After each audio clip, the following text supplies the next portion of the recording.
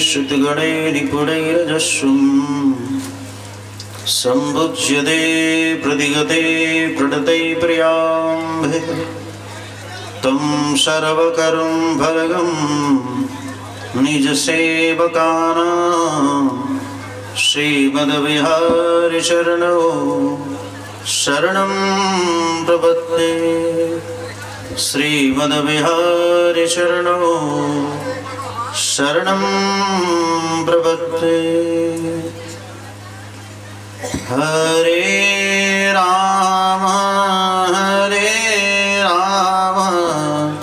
राम राम हरे हरे, हरे राम राम राम हरे हरे। हरे कृष्णा कृष्ण कृष्ण हरे हरे, हरे कृष्ण कृष्ण कृष्ण हरे हरे। ओम लक्ष्मीनाथ समारम्भां नाथयामनिमध्यमाम् अस्मदाचार्यपर्यन्तां वन्दे गुरुपरम्पराम्। श्रीवत्सवंशकलशोदधिपूर्णचन्दं श्रीकृष्णशौरितनयं सुधियं सलीलं श्रीमत्सगद्गुरुदेशडलक्षधन्यं श्रीश्रीनिवासगुरुवर्यमहाश्रेयः। कासायं यज्ञसूत्रं सुजीवपुषि दधा शूद्रपुण्ड्रं च भारे, यश्चास्ते दक्षहस्ते कलिकुमतिगिरिं दण्डवज्रं त्रिदण्डं संसाराग्नि प्रसन्ते भृतजलं वलं दारपात्रं पवित्रं श्रीविश्वकसेन सूरिः पदकमलयुगं श्रेयसे संशयामि। कासाय शोभिकमनीयवरं प्रदण्डं शैलेशयोगिपदपङ्कजभृङ्गराजं वैकुण्ठनाथचरणाम्बुजसत्तचेतं लक्ष्मीप्रपन्नयतिवर्यमहं प्रपद्ये। नारायणं नमस्कृत्य नरं चैव नरोत्तमं देवी सरस्वतीं व्यासं ततो जयमुदीरये। नमामि गंगे तव पादपङ्कजं सुरासुरैर्वन्दित दिव्यरूपं भुक्तिं च मुक्तिं च ददासि नित्यं भवानुसारेण सदा नराणां। विष्णोपदाब्जम्बुदे गंगे त्रिपदगामिनीं ब्रह्मद्रवैति विख्याते पापं मे हरिजन्नवी। जय जय श्री राधारमण, जय जय नवल किशोर, जय गोपी चितचोर प्रभु, जय जय माखन चोर। जय श्रीमन्नारायण। प्रातस्मरणीय कारण करुणावडाले लक्ष्मी नारायण भगवान एवं श्री गुरुदेव के चरणों में कोटिशः नमन। श्री हरि गुरु वैष्णव कृपा से हमारा इस चातुर्मास अंतर्गत श्रीमद् भागवत महापुराण महाग्रंथ के माध्यम से सत्संग लाभ हमारा प्राप्त कर रहे हैं। इसलिए ये भगवान की बड़ी विशेष कृपा है कि हमारा एक दो दिन 7 दिन के लिए नहीं, 4 महीने के लिए भगवान की कथा सुनने का लाभ प्राप्त कर रहे हैं। और गृहस्थाश्रम स्वयं, गृहस्थाश्रम का जो भी कर्म है, शास्त्र में देखा जाए तो गृहस्थाश्रम के जितने भी कर्म है वो धर्म ही है। कर्म वही धर्म, लेकिन उसको सिर्फ भगवान का स्मरण करके अपने आप में किया जाए तो आपका खेत जोतना भी धर्म हो जाएगा, व्यापार करना भी अपने आप में धर्म हो जाएगा। जिस प्रकार ये सारे कर्म जितने भी हैं सब धर्म हो जाए, लेकिन उससे पहले भगवान का स्मरण करके वो कार्य स्वीकार किया जाए। अपने गृहस्थाश्रम की अवस्था के लिए मैं खेत जोतने जा रहा हूँ, तो खेत जोतना भी अपने आप पे धर्म हो जाएगा। माता कुंती ने अपने आप पे स्वयं भगवान कपिल से पूछा, हे प्रभु अद्य में भगवान लब्धः, भगवान की कथा मिल गई समझो कि भगवान मिल गए, भगवान का नाम मिल गया तो समझो कि भगवान मिल गए। नाम रूप लीला और धाम ये चारों अपने आप में धर्म की चतुष्टय, ये चारों धर्म ही है समझो। एक में अगत्या प्रेम हो जाए, कल हमारा गीत है, एक में प्रेम हो जाए तो तीनों भाव अपने आप प्रकट हो जाएगा।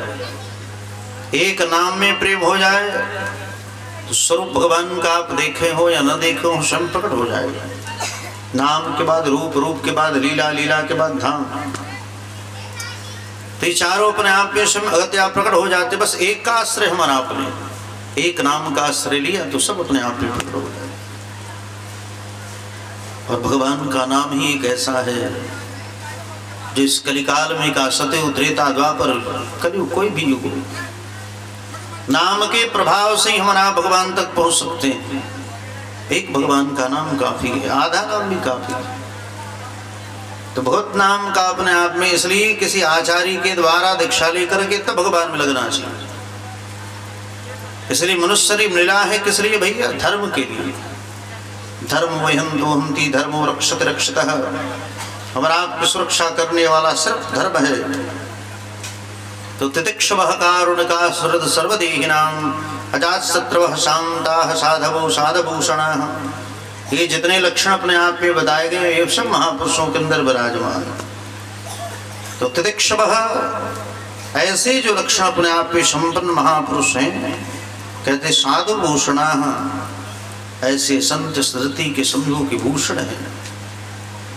ऐसे महापुरुषों का संग हो जाए। और कौन? धर्मो नित्यः सुख दुखे वर्तते, जो सुख दुख में अपने आप में सम हो, मुस्कुरा रहे हैं। यदि कि अपने आप में आफत आ जाए तो हमारा कपार पर हाथ रख के बैठ जाए, हैं हमारे कपार पर आफत आ गया, कोई मर गया तो रो रहे बैठ के नहीं। महात्मा हर परिस्थिति में सम रहते हैं, मुस्कुराते हैं। इस प्रकार ये धर्म का प्रथम लक्षण है, धैर्यवान बनो। कितना भी आफत विपद आ जावे, अपने धर्म का परित्याग नहीं करना चाहिए। धैर्य का परित्याग मत करो, धैर्य धारण करे रखे हमारा। ये धर्मात्मा पुरुषों में ही विशेष रूप से पाए जाते हैं। आम मनुष्यों में नहीं, आम मनुष्य तो तुरंत व्याकुल हो जाएंगे, लेकिन ये लक्षण सिर्फ संतों में पाए जाते हैं। कुछ भी हो जाए महात्मा अपने आप में उद्विग्न नहीं होते, तब आनंद में रहते हैं। जैसे रखे राम जी रहना चाहिए, भगवान जैसे आपको रखो उसी में आनंद में रहो। जंगल में रख दें या घर में, कहीं भी अपने आप में रखे हमारा, आप उसी में प्रसन्नता में। वो सम है, वो साधु है, जो हर परिस्थिति में अपने आप में सम रहता है, वो साधु पुरुष है। यानी कि घर छोड़ने के बाद गृहस्थाश्रम में भी अगर आप निष्काम भक्त हैं तो आप साधु हो। जनक जैसे, जनक जी महाराज के महल में आग लग रही है, उनको टेंशन क्या भाई, वो तो विदेह हैं, आग लगने दो, हमारा क्या बिगड़ा भाई, हम कहाँ जाएं। ऐसे हैं विदेह, देह में रहने के उपरांत भी विदेह हैं, उनको कोई टेंशन नहीं, कोई चिंता नहीं। तो धर्मो नित्य सुख दुखे नित्य, सुख दुख में अपने आप में सम रहे। जैसे तुकाराम जी महाराज, पत्नी ने अपने आप पे गन्ने का प्रहार किया, पत्नी ने गन्ना मांगा और 2-4-10 गन्ने लेकर के आए, तब तक बच्चे मांगते मांगते मांगते मांगते अंत में एक गन्ना बचा। और एक गन्ना लेकर के जब घर पधारे तुकाराम जी महाराज, पत्नी देख करके गुस्सा में आ गई कि बताओ हमने 10 मांगा था, आप एक लेकर के उठा करके गन्ना अपने पति के ऊपर मार डाला, और पति को मारते ही 2 खंड में गन्ना हुआ। पति बड़ी प्रसन्न हो गए, वाह देवी आपने तो बड़ी कृपा की,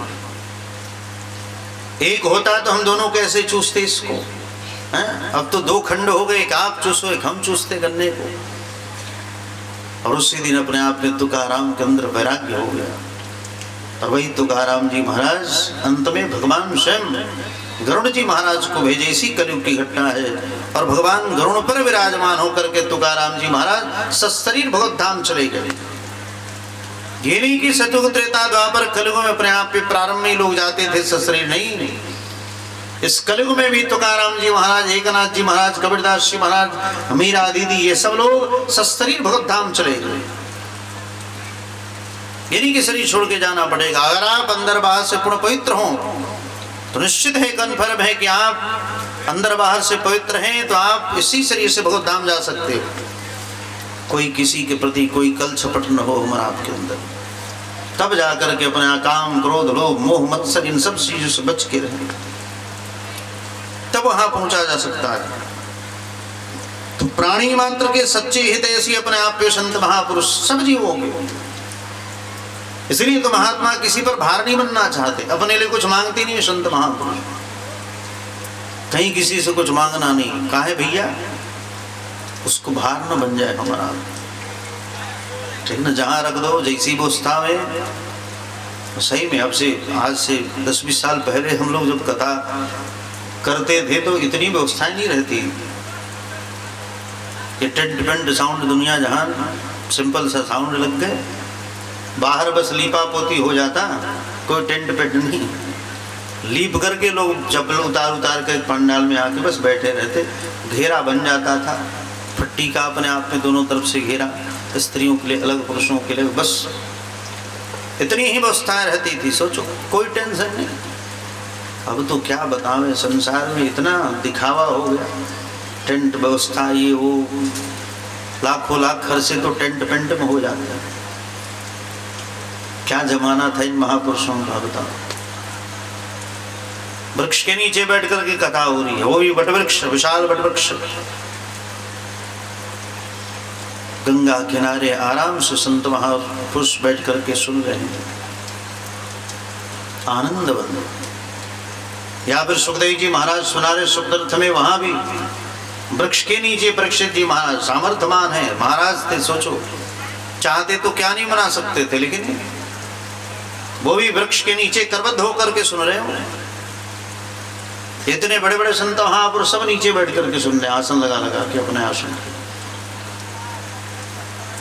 ऐसी समय की व्यवस्था थी पहले, कोई टेंशन नहीं था, कोई मांग नहीं था, कोई चार्ज नहीं था। कितना चार्ज लेंगे तब हम कथा करेंगे। आज भी हमारा कोई चार्ज नहीं रहता। पूरे भारत में कहीं भी कथा हो, कोई चार्ज नहीं, कोई चढ़ावा का आदेश नहीं कि आप चढ़ाओ हमारे ऊपर। अन्यत्र आप कहीं जाओगे तो वहाँ के जितो योगी प्रवचन करता होंगे ना, तो जन्माष्टमी मनाएंगे तब भी कहेंगे आपको चढ़ावा चढ़ाओ ठाकुर जी को। फिर उसमें अनेक प्रकार के उत्सव मनाएंगे बेचारे, इस बहाने से रुक्मिणी विवाह मनाएंगे कि फ्रिज कूलर वॉशिंग मशीन आ जाए। अब उस समय में फ्रिज कूलर वॉशिंग मशीन था क्या? एक जगह हमने सुना, एक ऐसे वक्ता थे बेचारे, वॉशिंग मशीन के लिए अपने आप में विवाह नहीं किया रुक्मिणी का, अगले दिन विवाह होगा। वाह ऐसे ऐसे वक्ता मिलेंगे कलयुग में आपको। निस्वार्थ भक्त अपने आप में बहुत कम मिलेंगे आपको, वो जो निस्वार्थ भाव से भगवान की कथा सुनाते हैं, जिनके अंदर कोई कामना इच्छा। इसलिए भगवान ने संतों को बना करके भेजा, जाओ और आप धर्म का प्रचार करो। संत ही सबके लिए सुलभ हैं और सबके हितैषी भी हैं, और सबके हितैषी होने के कारण, सबके लिए सुलभ होने के कारण ही अजात शत्रु, उनका कोई शत्रु नहीं होता। ऐसे तो कलयुग है भैया, सामने से कोई विरोध नहीं कर सकता, ठीक है, दूर से भले ही अपने आप को कोई कुछ भी कहे। कलयुग तो बहुत अच्छा है। सतयुग त्रेता द्वापर में यज्ञ आदि देखे होंगे टीवी आपने, जब यज्ञ होते तो दैत्य आदि ले आकर के अपने आप में हड्डी गिरा देते यज्ञ में, ठीक है। तो बहुत अच्छा है कलयुग, श्रेष्ठ युग है। तो इस प्रकार सबके हितैषी होने के कारण ही अपने आप में साधु वो सबके हित सूरद है, सबके हितैषी। इसलिए उनका कोई अजात शत्रु है, उनका कोई शत्रु नहीं होता। वो सबको बराबर आदर देते हैं, सबको बराबर मानते महात्मा। ब्राह्मण हो, क्षत्रिय हो, वैश्य हो, शूद्र हो, कोई भी हो, उसकी दृष्टि में सब बराबर है। हाँ, आम मनुष्यों की दृष्टि तो है भैया, नाक से उड़ने वाले लोगों की आदत है, ठीक है। इसलिए वही लोग अपने आप में मरने के बाद प्रेत बन जाते। लेकिन कथा सुनाई ना मैंने, प्रेत होते कैसे हैं पता है? आप सब तो जान ही गए होंगे, एक दिन सुनाया था हमने। प्रेत जो होता है 6 दिनों तक पीपल के वृक्ष में ही वास करते हैं।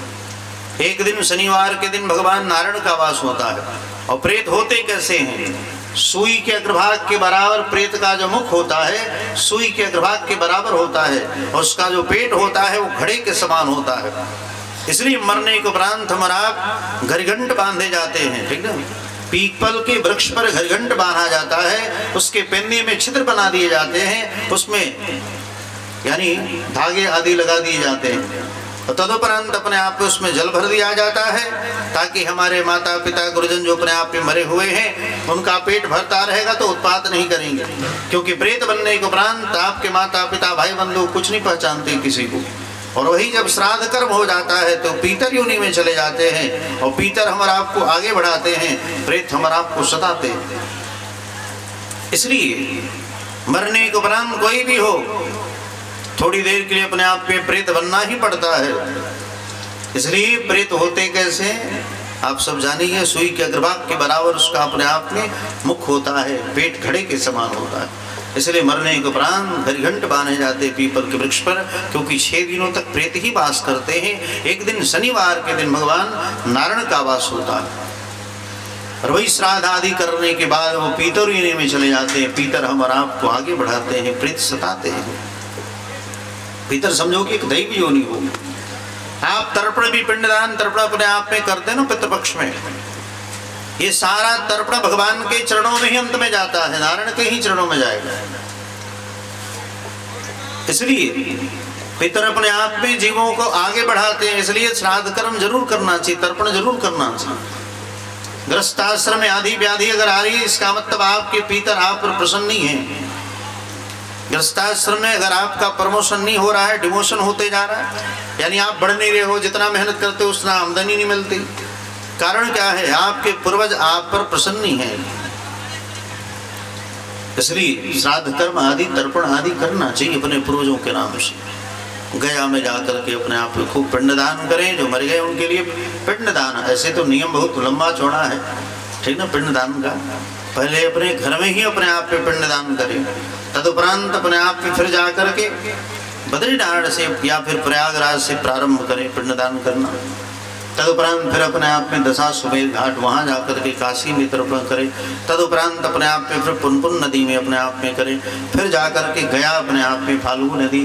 तो इस प्रकार तब जा करके और फिर गया में भगवान के चरणपाद का अपने आप में, जो गया भगवान का स्थान है, ठीक ना, वहाँ भगवान के जो चरण चिन्ह है ना गया में, उसका स्मरण करें। अगर विरक्त महापुरुष सन्यासी हैं, एक बार दाएं हाथ से स्पर्श कर ले तो उनकी कई पीढ़ियों का उद्धार हो जाता है। त्रिदंडी अगर कोई सन्यासी अपने दंड का स्पर्श कर दे, भगवान के अपने आप पे चरण चिन्ह जो वहाँ विराजमान है उसका स्पर्श करते ही अनेक अपने आप पे लोगों का, कुल खानदान का, कई लोगों का उद्धार हो जाता है। ऐसी महिमा है सन्यासियों की, इसलिए वहाँ जरूर जाना चाहिए। ठीक, जिनके तर्पण नहीं हुए पूर्वजों के, वहाँ जरूर जाकर के अपने आप पे पिंडदान तर्पण आदि करना चाहिए। तो इस प्रकार जिसकी दृष्टि में सब बराबर हैं, शुद्ध हैं, ठीक है, जो सबका हितैषी वो साधु पुरुष है। सर्द सर्वदेही नाम, और उद्वेग अपने आप पे रहित, उनसे कोई अपने आप पे उद्वेग, छोटे छोटे उनके अंदर उद्वेग नहीं आता, यानी क्रोध आदि नहीं आते, किसी से कोई जलन आदि नहीं रहता महापुरुषों के अंदर। ऐसे संतों के भाव है। ठीक, दुनिया जलन करे आपसे, वो नहीं करते किसी से, वो समझते कि चलो बच्चा है भैया। इसलिए साधव जो निरंतर परोपकार की दृष्टि जिनके अंदर विराजमान, वो साधु है। भक्त करते क्या है? मयि अनन्येन भावेन भक्ति कुर्वन्ति दृढ़ाम। कहते जो अनन्य भाव से भगवान की भक्ति करता है, भक्त वही है जो भगवान का अनन्य भाव से सेवा करे। थोड़ा सा नहीं, भगवान की अनन्य भाव से अपने आप में भक्ति करे, वही भक्त श्रेष्ठ है भगवान का। मयि अनन्येन भावेन भक्तिम कुर्वन्ति दृढ़ाम, तो दृढ़ विश्वास से, दृढ़ भाव से भगवान की भक्ति करे। कितना भी आपद विपद, जब पांडवों ने स्वर्गारोहण करना प्रारंभ किया, महाभारत में ऐसा वर्णन, इतनी भयंकर ठंडी अपने आप पे शीतलहरी हवा, इतनी तेज अपने आप पे ठंडी ठंडी हवा कि पांचों पांडव लग रहा था कि गल के मर जाएंगे। अंत में अपने आप में कहा भीम आदि ने कि भैया आप दिन भर धर्म धर्म धर्म धर्म चिल्लाते रहते हो, है कि धर्म के साथ चलो, धर्म के साथ चलो। आज आपका ये धर्म बताओ, लग रहा है कि अपने आप पे जिंदगी मार डालेगा। ऐसे धर्म से क्या फायदा? भीम जी महाराज ने कहा धर्म तुम्हारे आश्रय से हमने नहीं धारण किया है, अगर तुम्हें हमारे साथ चलना है तो चलो, नहीं तो अपने घर जाओ। धर्म तो मैंने धर्म के लिए कर रहा हूं भाई, ठीक ना, अपने लिए नहीं कर रहा। धर्म तो धर्म के लिए किया जा रहा है। धर्म करना प्रारंभ करोगे तो कष्ट तो जरूर आएगा जीवन में, निश्चित है, लेकिन आपके काम रुकेंगे नहीं, ठीक है, समय से काम हो जाते हैं। हमने खुद देखा, प्रत्यक्ष, कितना भी जोर लगाई दो, कितना भी जोर लगाई दो, हमने देखा है। यज्ञ आने से 2-4 दिन पहले अपने आप पे सारी व्यवस्था ऑटोमेटिक हो जाती है, ठीक ना। और पहले 1 महीना पहले कितना भी जोर लगाते रहो, हो जाए नहीं होगा। और 2-4 दिन पहले अपने आप सब ठाकुर जी आकर के, विश्वकर्मा आते हैं कि पता नहीं कौन आते हैं, सारी व्यवस्था बना करके रात भर में चले जाते। सोचो, और एक नहीं, कई जगह हमने देखा ऐसे आश्चर्य घटना है। अब यही देखने पर लग रहा है, बताओ कैसे क्या व्यवस्था है। और उस समय आकर के देखोगे आप, हजारों हजार लाखों लाख लोग अपने आप में आएंगे, खाएंगे पिएंगे, सब चले जाएंगे। विश्वास भगवान पर पूर्ण होना चाहिए अंत काल तक, ठीक ना। पकड़ लो बाह गिरधारी, नहीं तो डूब जाएगी। तुम्हारा कुछ न बिगड़ेगा, हमारी लाज जाएगी। भगवान अपने भक्तों की लाज हमेशा बचाते रहते हैं। हाँ, लेकिन भक्त को भी अपने आप पे भगवान पर पूर्ण विश्वास रखना चाहिए।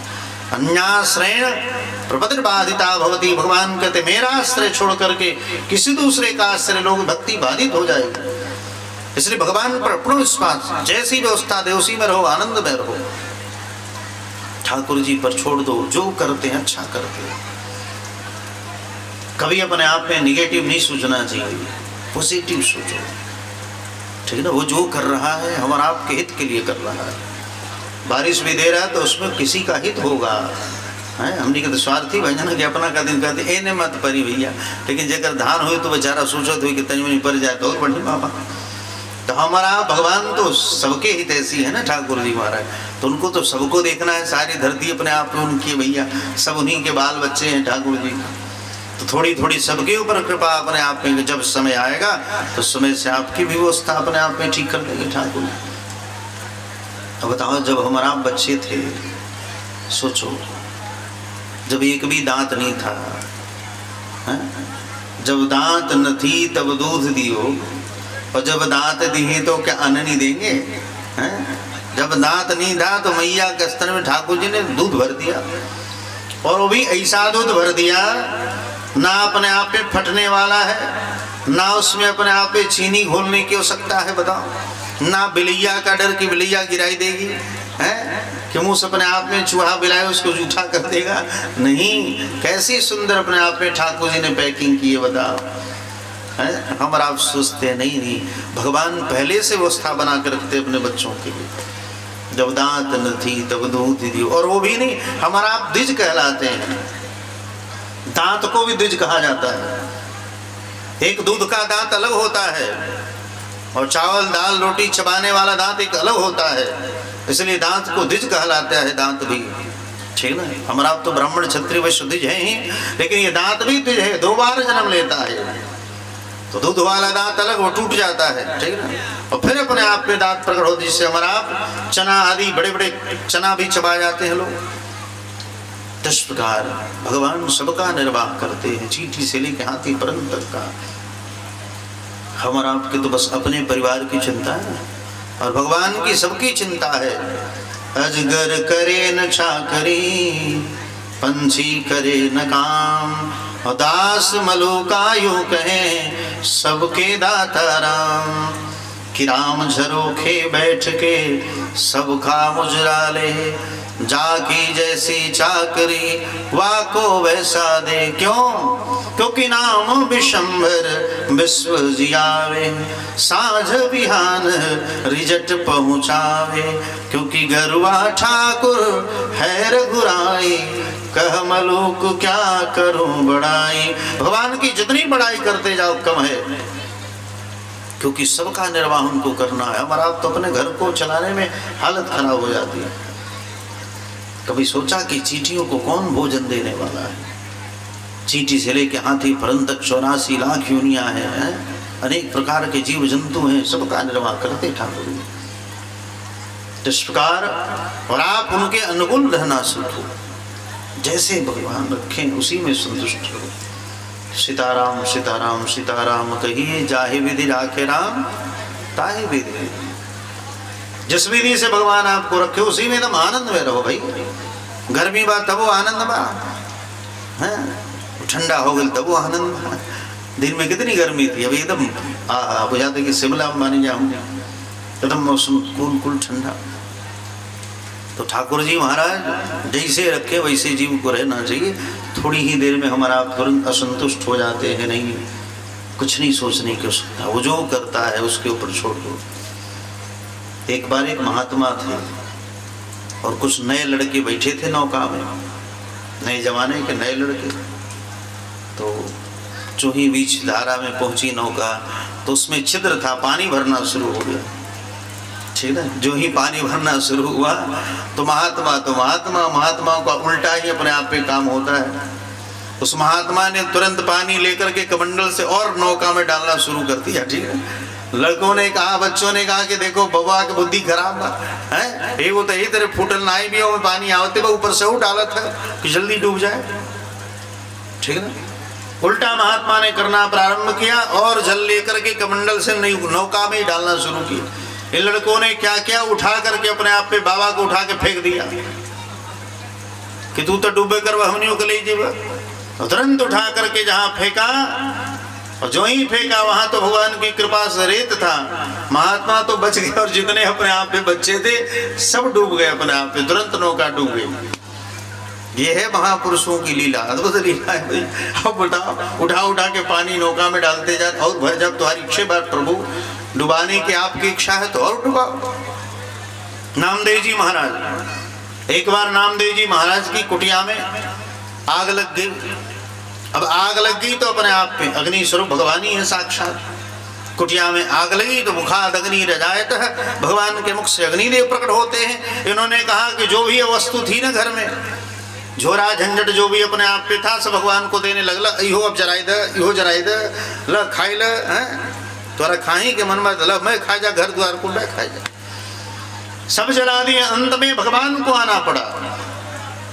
अब भगवान को आकर के रात भर में खूब सुंदर मड़ई बना करके भगवान अपने आप पे चले गए। सोचो, भगवान को स्वयं आना पड़ा और भगवान ने आकर के नामदेव जी महाराज की खूब सुंदर सी कुटिया सजा धजा करके ऐसी कुटिया बनाई। प्रातः काल जो भी आए सब देख के हैरान हो गए हैं, ये कौन सी कुटिया बन गई भाई, इतनी सुंदर अपने आप में कुटिया। तो भगवान के ही अनुकूल रहना चाहिए। उनकी जो इच्छा, उन्हीं की इच्छा में अपनी इच्छा जोड़ दो, बस आपका काम बिगड़ा हुआ भी बन जाएगा। उनकी इच्छा में अपनी इच्छा जोड़ देनी चाहिए। सर्दी बुखार हो जाए तो समझो कि भगवान की इच्छा है थोड़ा टैबलेट खाने की, थोड़ा कढ़ा पीने की, तुलसी की कढ़ा, हल्दी चबाने की, हो सकता है कि उनकी इच्छा हो तो भैया आपको सर्दी बुखार थोड़ा दे दिए। हमने के तुरंत डॉक्टर कहीं जाएंगे दौड़ के, थोड़ा सा बुखार हो जाए तो तुरंत डॉक्टर साहब के। और महात्मा बुखार भी हो जाए तो भगवान की इच्छा, उनकी इच्छा है थोड़ी कड़वाहट अपने आप पे खाने पीने की, इसलिए भगवान ने ऐसा अपने आप पे रोक दे दिया। इसलिए हर परिस्थिति में जो सम रहे वो साधु पुरुष है, वही सज्जन है, वही साधु पुरुष है। इसलिए धैर्य धारण करो। घर में कोई बच्चों के ऊपर आफत आ जावे तो ये नहीं कि बस रो रहे हैं बैठ के, नहीं, उसका जल्दी से ट्रीटमेंट कराओ। कितने लोग बैठ के रोते हैं, नहीं, उसको जल्दी से हॉस्पिटल भेजवाओ। और कितने लोग बैठ करके रोने लगते, उस समय धैर्य धारण करके रखा। कोई भी आफत विपत आ जावे धर्म का परित्याग न करें। राम भरत लक्ष्मण शत्रुघ्न कभी धर्म का परित्याग किए ना, पांडवों ने अपने आप पे धर्म छोड़ा। कितने आफत आए भाई, हमारा आप तो आराम से हैं, उन्होंने तो घर छोड़ते ही अपने आप पे, बताओ, लक्षागृह में जलाने का प्रयास किया गया, पांचों पांडव विष दे करके मारने का प्रयास किया गया है। तब तक हिडम्बासुर आ गया, जो ही लक्षागृह से बच के निकले तो हिडम्बासुर आ गया दैत्य मारने के लिए। भीम जी